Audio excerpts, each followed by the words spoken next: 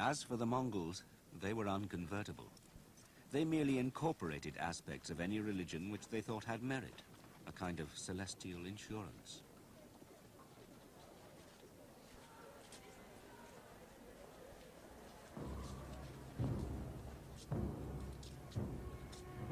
Karpini arrived at the imperial camp just in time to witness the enthronement of a new great Khan, Guyuk, a grandson of Genghis Khan.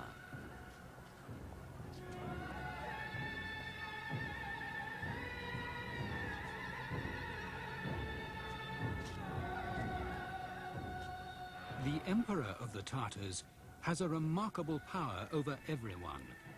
No one dare stay anywhere except in the place he has assigned to them. Whatever command he gives, be it to battle, to life, or to death, they obey without a word.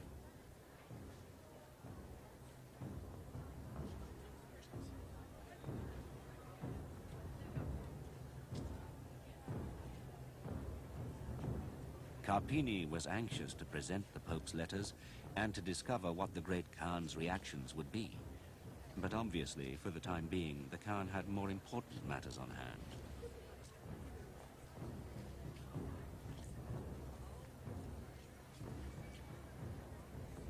When, eventually, Karpini was led into the presence, the great Khan's response was unambiguous. He sent a message back to the Pope. The petition of your emissaries has been heard. You, who are the great Pope, come at once to serve me. You say I should become a trembling Christian. How do you know that you speak with God's sanctions? From the rising of the sun to its setting, all the lands have been made subject to me by God. If you do not observe my command, I shall know you as my enemy.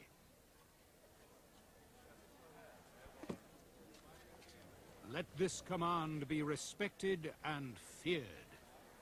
This letter still resides in the Vatican. When Karpini returned to Europe with this message, the bells of alarm rang out. Europe was so disunited that Karpini had wisely refused to allow Mongol envoys to return with him. Should they see how disputes and mutual warfare are the order of the day here, they will feel more inclined than ever to attack us. The Pope had no intention of submitting to the Mongols, so disaster seemed imminent. However, Guyuk Khan died before he could carry out his threat. But as soon as a new Khan was elected, Europe learned that the Mongols were on the march once again. In 1251, just 4 years after Karpini had returned home, the Mongols were mustering their army. It was brought together on the command of yet another grandson of Genghis Khan, Mungke Khan.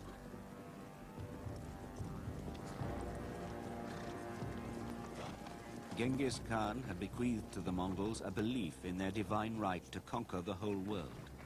Those tribes and peoples which Genghis had not conquered himself, his descendants must seek out and vanquish.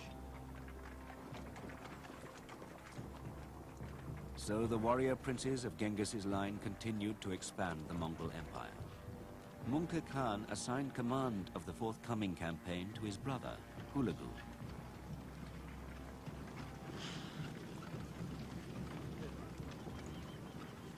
Hulagu commanded 150,000 imperial soldiers, and he had 1,000 teams of Chinese engineers to build siege engines and flamethrowers. It was one of the largest armies the Mongols had ever put into the field.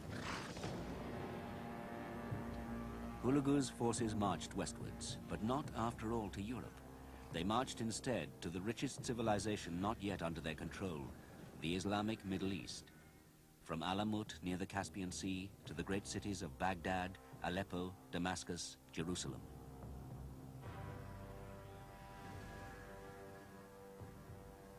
Hulagu began by setting out to destroy all Muslim power bases. 3,000 miles from Mongolia, here in northern Persia, was his first target. This was the territory of the Assassins, a fanatical sect of Shia Islam, a formidable military force. They ruled from seemingly impenetrable fortresses in the mountains.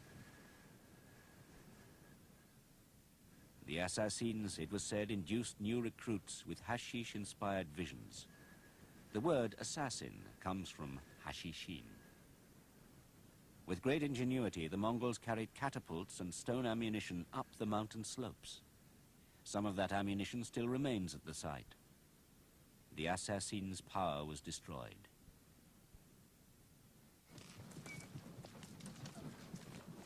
Orthodox Muslims everywhere rejoiced at the fall of the heretics. But their joy turned to horror as Hulagu's army marched inexorably on towards the very heart of Islam. The Mongols came down through the mountains and headed toward Baghdad, the great metropolis of Islam. This was the commercial, cultural, and spiritual center of the Muslim world, home of the Caliph, sacred figurehead of the majority Sunni Muslims. It was the jewel in Islam's crown. Baghdad was one of the richest and most cultured cities the Mongols would ever capture. It was the workshop of the Muslim world, a treasure trove of science, art, commerce, and trade.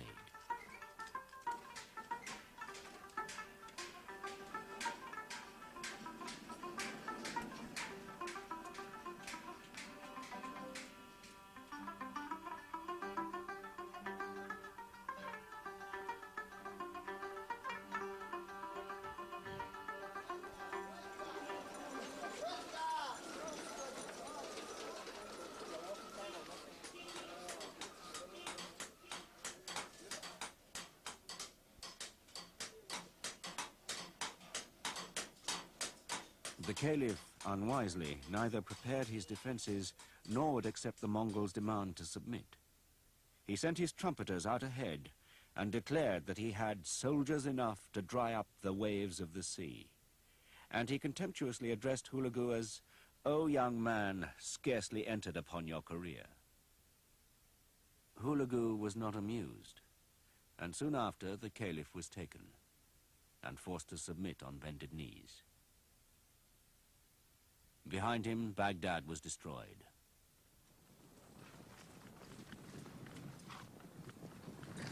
It had been a classic Mongol campaign. The enemy had resisted, and the onslaught had been ruthless. The city was surrounded, the dikes broken, the walls bombarded for days. Then the city was overrun, and the population, those that couldn't escape, slaughtered. Great buildings were burned, 5 centuries of culture destroyed. The stench of rotting flesh drove even the Mongols out of the city. The Caliph was imprisoned and then put to death, allegedly by being shut in a tower surrounded by his own treasure and then left to starve. More likely, he was wrapped in a carpet and kicked to a pulp, a Mongol way of executing royalty. The Muslim world was devastated by the fall of Baghdad. Towns and villages all over Persia and Iraq submitted to the new Mongol rulers. Sultans, emirs, and atabegs paid homage to Hulagu, bringing with them the resources and lands of the entire Mesopotamian region.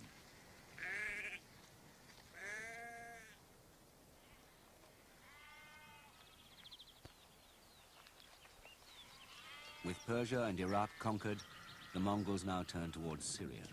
Their thirst for conquest seemed unquenchable.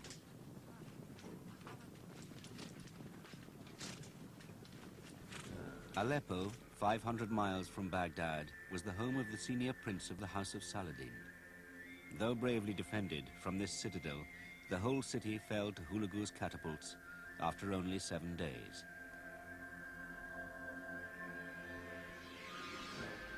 Hulagu, impressed for once by a garrison's bravery, ordered that all be spared.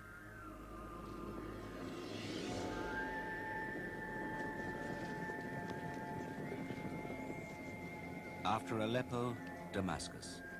Panic had ridden ahead of the Mongols, as it always did. The city surrendered without a fight.